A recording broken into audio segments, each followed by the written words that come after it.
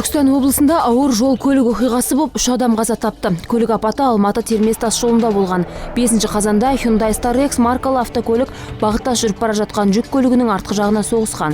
3 адам көз жұмды, тағы бір адам ауыр жараланды. Қазіргі уақытта осы факт бойынша қылмыстық іс қозғалды және болған оқиғаның барлық мән-жайларын анықтау бойынша тиісті шаралар жүргізілуде.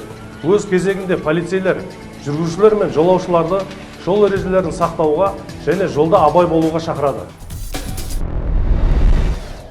Ішкі істер министрлігі қазан айы басталғалы 54 есірткі қылмысын анықтады. Қазанның басынан есірткі сатудың 29 фактісі, аса ірі мөлшерде сақтаудың 7 фактісі, 3 контрабанда фактісі және құрамында есірткі бар өсімдіктерді өсірудің 7 фактісі анықталған. Тәркіленген есірткінің жалпы салмағы 250 килограммнан асады. Бұған 217 келі марихуана, 5 келі гашиш және 31 килограмм синтетикалық есірткі кіреді.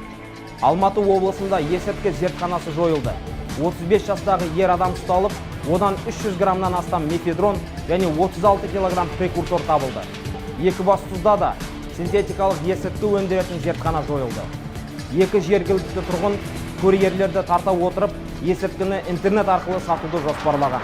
Елордада есірткіні жарнамалайтын QR кодтары бар стикерлерді жапсырумен айналысқан 27 жастағы әйел ұсталды. Ақмола облысында есірткіні өз үйінде және жалға алынған жертөледе сақтаған 54 жастағы ер адам құрықталды. Одан 34 килограмм марихуана және 2 килограмм гашиш тәркіленді. Шымкентте ұлттық ұлан жауынгерлері 2 есірткі тасымалдаушыны ұстады. Бірінші оқиға 7 қазан түнгі сағат 3 шамасында болған. Әскери жасақ қылмыстық атқару жүйесіне қарасты нөмір 53 мекемесінің іргелес аумағын патрульдеу кезінде түзеу мекемесінің қоршауынан пакет лақтыруға тырысқан ер адамды байқапты. Олар күдікті ер адамды дереу ұстап, мән-жайды анықтау үшін полиция қызметкерлерін шақырған. Пакетте марихуана болған анықталды. Екінші оқиға 8 қазанда болды. Бұл жолы қылмыстық істі ашуға Линда атты қызметтік көмектесті. Патрульдік топтың бастығы қылмыстық атқару жүйесі департаменті мекемесінің айналасында қызмет қару барысында қоршау бойын жағалай жүріп, жан-жағына қарап тұрған күмәнді адамды байқады. Ит бұталардың арасынан күмәнді зат тапты. Содан кейін әскери қызметшілер полиция қызметкерлерін шақырды. Қазақстанда суицид саны өсіп келеді. Есірткі қылмысы тағы бір қиын мәселеге айналды. Ауыр қылмыстар да аз емес. Кісі өлтіру оқиғаларының көбі алкогольді ішімдік ішу кезінде болады екен. Департамент суицид жағдайларын уақытылы талдау және есепке алу жұмыстарын жүргізіп жатыр. Суицид болуына ықпал еткен себептер мен жағдайларды анықтайды.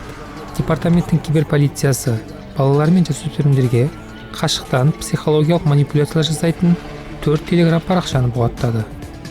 Қоғамдық кеңес төрағасы балалар мен жасөспірімдерді бірнеше спорт секциясына бірден қатыстыру керек деп есептейді. Оның айтуынша жастар спортпен белсенді айналысса, телефонға телмірмейді. Ал ауыр қылмыстар санының өсуіне көші-қон деңгейінің артуы да әсер етеді екен. Мұндай заңсыз әрекеттерді жасайтындардың 70% қала тұрғындары емес. Бұл біздің мегаполистің әлеуметтік экономикалық қырларына байланысты болып отыр. Атап айтқанда, жұмыссыздық мәселесі. Ресурстар үшін күрес стресс тудырып, адам жұмыс таппаған жағдайда бағытынан жаңылуы мүмкін. Есірткі қылмысымен күресудің де маңызы зор. Есірткіні тарату адамдардың, әсіресе жастардың денсаулығы мен өмірін құртып, қылмыстың көбеюіне әсер етіп, қоғам тыныштығын бұзады.